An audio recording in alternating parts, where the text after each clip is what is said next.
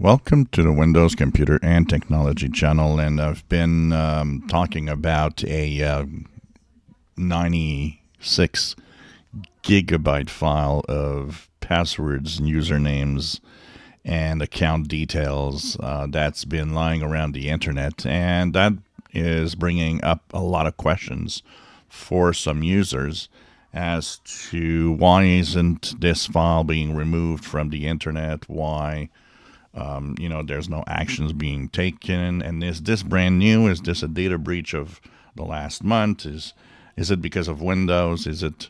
So we'll go through some of the questions through this. First of all, why do we have these mega files that start showing up on the internet with the username and passwords, and where do they come from? For the most part, most usernames and passwords in these files come from various sources. It could be a data breach, so that means that a website where you created an account might have been hacked. And of course, depending on how well built the security is on those websites, well, your username and passwords might have been stolen in some way. So this is where Have I Been Pawned is interesting, because it tells you that if your email got scooped up, where it was scooped up, and what details were stolen with that data breach. The other way is with malware.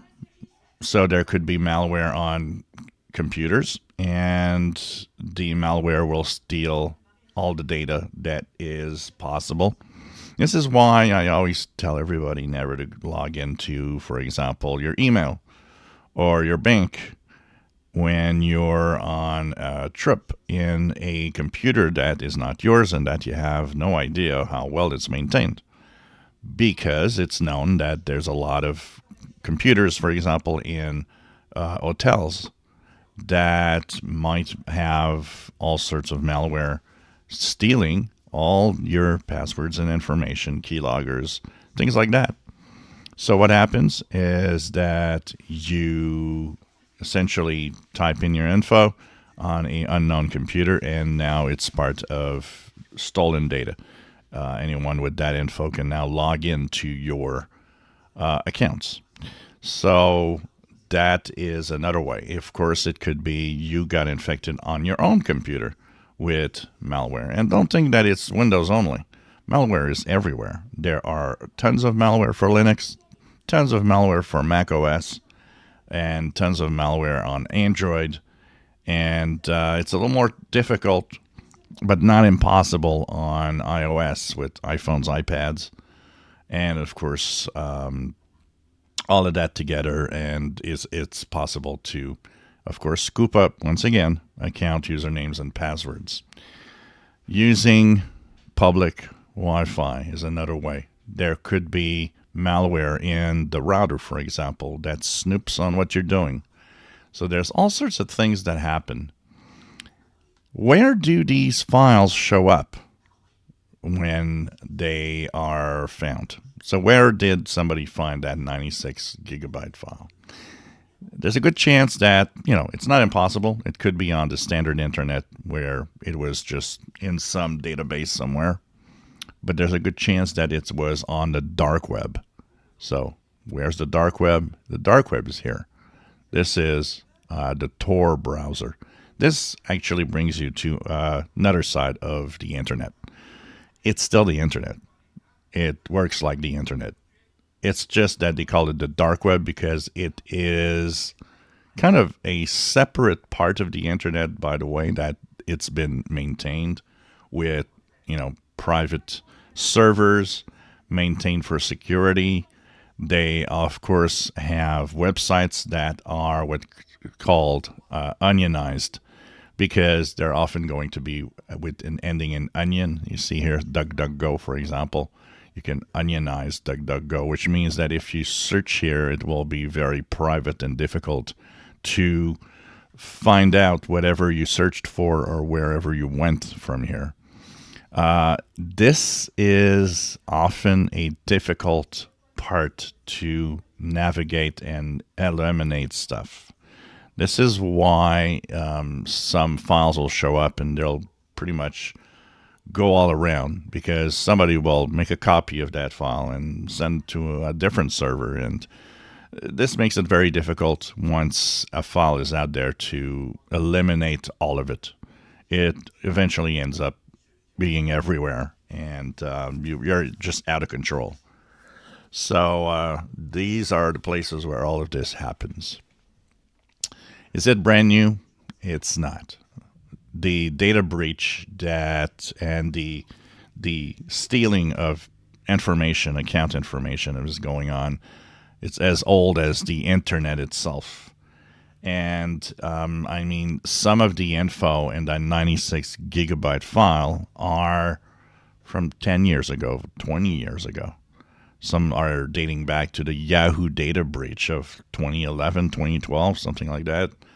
Some go back to even older than that. So this is an accumulation of brand new and old stuff. So that is, of course, the way it is. There are tons of safe practices that help you stay safe. You know, being careful as to what you do, where you log on to your accounts.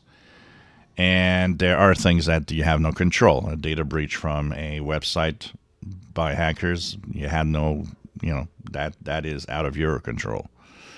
But what you have to know is that there are ways to protect yourself. And one of the great ways to do so is two-factor authentication.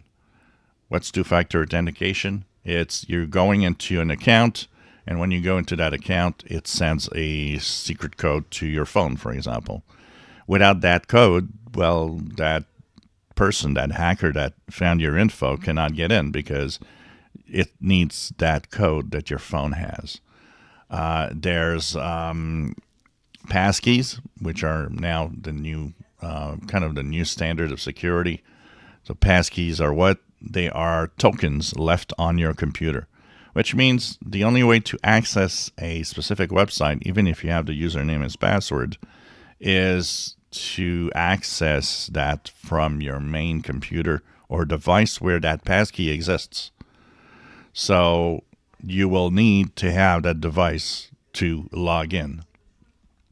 From there, you can give it access and create passkeys for other devices. But yet, without the physical device, you can't get in.